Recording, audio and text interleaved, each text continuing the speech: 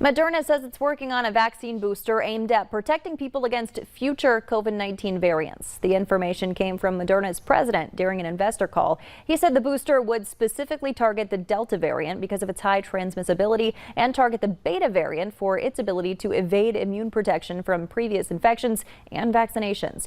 Moderna is still developing a booster specifically targeting just the Delta variant, but researchers don't think it'll be needed. Separately, the pharmaceutical company continues to wait on emergency approval from the FDA for a booster shot or third shot of its original COVID-19 vaccine. Pfizer says new data shows that booster shots may be needed 6 months after primary doses. The data comes just a couple days before the FDA's advisory committee is set to discuss the company's application for COVID boosters. Pfizer says that a third shot will be safe and necessary for most Americans to take. The early data suggests the effectiveness of the company's vaccine decreases after 6 to 8 months, and getting a booster around that time will help maintain a high level of protection.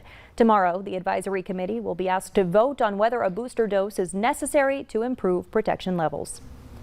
1 year after completing one of the first studies into canine detection of COVID-19, the United Arab Emirates now has 38 sniffer dogs working at its airports that can identify infected people at a 98% success rate. Dubai police train the dogs to recognize the scent of COVID-19 using samples of sweat from people with confirmed infections collected by holding a swab in an armpit for a few minutes. The dogs currently carry out around 30 to 40 tests a day at airports.